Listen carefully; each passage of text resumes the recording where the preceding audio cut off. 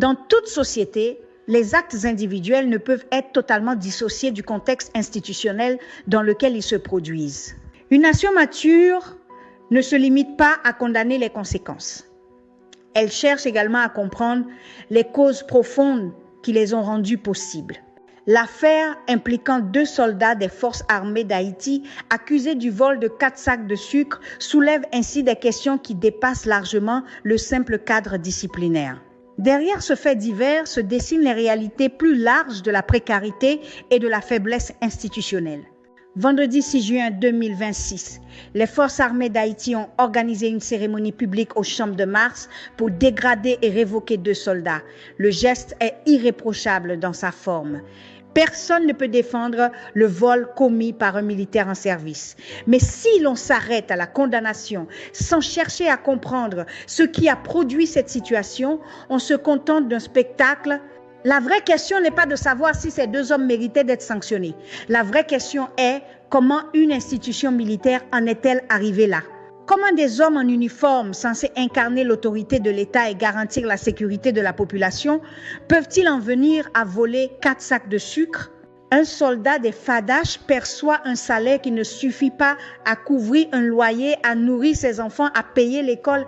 Il risque sa vie dans des zones de guerre urbaine face à des gangs mieux équipés et mieux financés que lui. Ce n'est pas une excuse pour le vol, c'est le terreau dans lequel germent l'indiscipline et la corruption. Aujourd'hui, en Haïti, des policiers, des auxiliaires de justice, des agents de l'État se retrouvent à garder les propriétés privées des grands bourgeois. Ils sont devenus les vigiles personnels des puissants au lieu d'être les gardiens de la sécurité publique.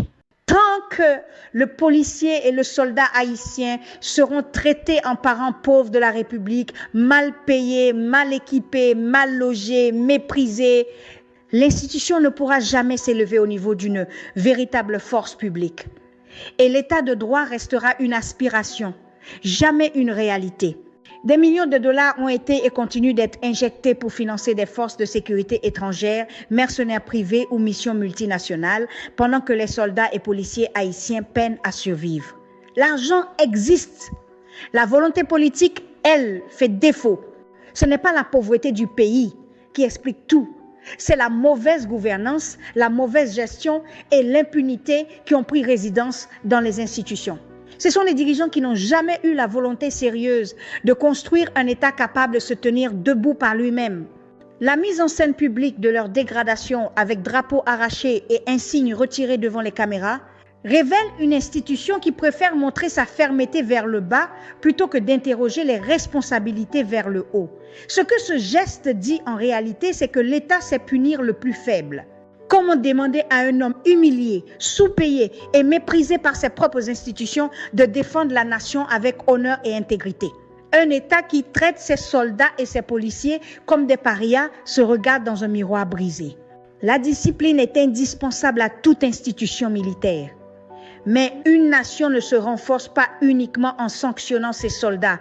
Elle se renforce surtout en leur donnant les moyens de servir avec dignité. Les 4 sacs de sucre ne sont peut-être pas le véritable problème. Ils en sont peut-être le symptôme. Tant que l'État n'assumera pas pleinement ses responsabilités envers ceux qui le défendent, les fautes individuelles continueront de refléter des faiblesses collectives plus profondes. Merci de faire partie de cette communauté par Nirva Florence Bruno, analyste politique, écrivaine